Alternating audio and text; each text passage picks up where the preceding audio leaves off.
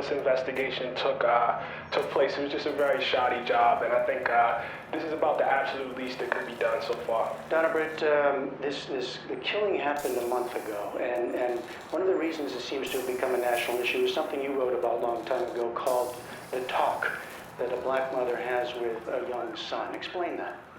My oldest son had just turned 12, and I knew that he was shifting from being I love the background voices and just like all the dialogue that we hear in the background.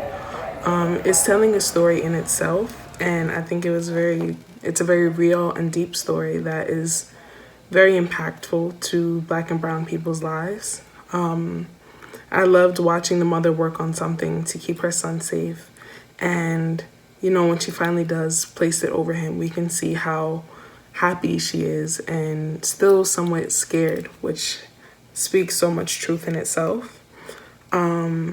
We can see her fear when she hears the sirens the first time and the second time. We can only imagine how fearful she is hearing it again and knowing that her son is out there. I think that this story is very important, and it tells a story that so many of us know, unfortunately, too well. And I think that this film did a great job capturing that. So yeah, I really enjoyed this film. The use of the radio as kind of an overlay to help set the scene and kind of give context to what was going on. The use of the sirens throughout in the night, in the middle of the night and during the day, to kind of keep bringing it full circle and back to the message and back on point. I thought that was a really good way of kind of tying it all together. I felt a real palpable sense of the environment. It felt lived in, it felt authentic. The radio on at the beginning, the sound of the traffic permeating in through the open window. All the set dressing felt very real, and that made the switch that much more unexpected. That Black Mirror kind of vibe to it. And there was a real strong heart to the piece that all parents just want to keep their child safe and will do whatever they need to do so. Especially in our current climate, with children of color being that much more at risk and people of color being that much more at risk in urban settings. And a mother having to figure out how to circumvent this.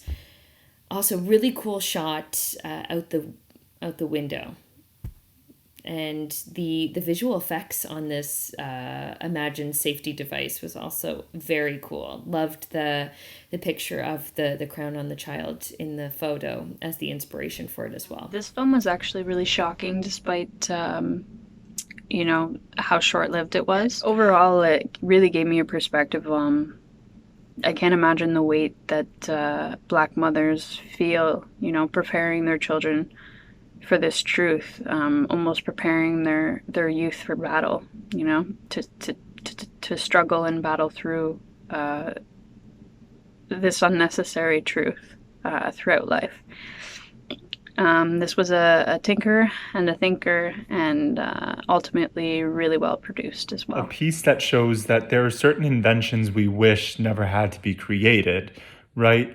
Though we accept their necessity in society, we wish we lived in a world that would not require them. It's a really touching piece, gets right to the point very quickly, but also does it's quick in as far as running time, but it's actually quite a slow burn in the way that it leads up to what she is working on. It is well acted, and I think starts a vital conversation about police brutality and the general danger that POCs tend to have more than white people when leaving their home. And this one packs a lot into a very short time. It uses a lot of traditional, almost tropey sort of things in cinema, but it does it so effortlessly and executes it so flawlessly that it just really helps sell the whole setting here. And I loved the setting. I loved the way it was set up, the way it builds on itself through, you know, visually interesting things, through the conversations on the radio. It's all helped building this world, and it's just doing it, again, so effortlessly. It's really remarkable like that. And then the end, where you have this sort of like sci-fi sort of twist. It just kind of puts this nice little hat on this world that, you know, we thought we knew. It's like ours, but now it seems a little different. There's just so many really interesting and engaging things going on in this one. I highly recommend checking it out. A nice piece. Really nice camera work. Thought the lighting was great. Strong message of motherhood, and thought they were able to tell so much story in such a brief piece, and that they carried it through in an imaginative way. And I love that the mother was, you know, created a device to protect her child from the world. And I just think that was just a timely message and well done. I thought the actors did a nice job with that. I really liked this short film. I liked that it incorporated some really cool technology that we don't have today.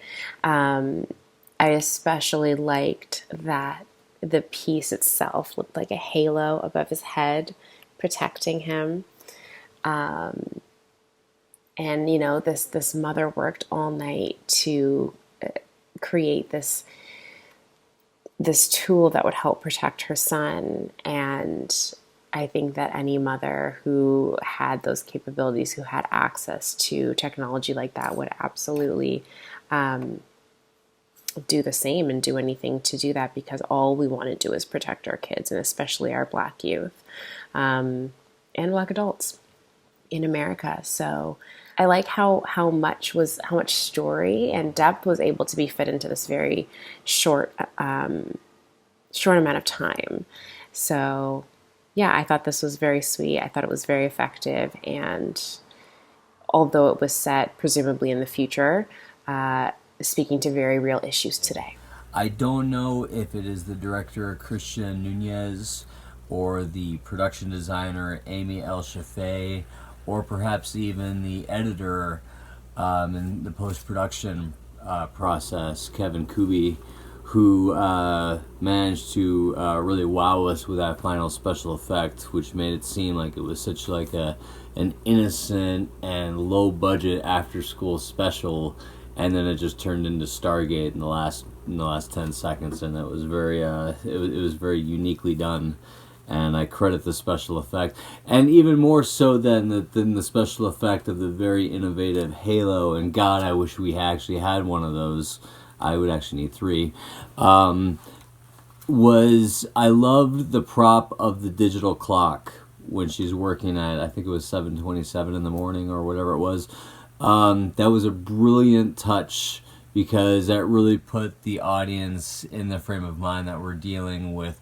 Every single person had a version of that digital clock, and it was funny to see it again, and it made it ironic that in that same apartment that uses that same clock, this woman manufactured the most incredible thing of all time. Enjoyable picture.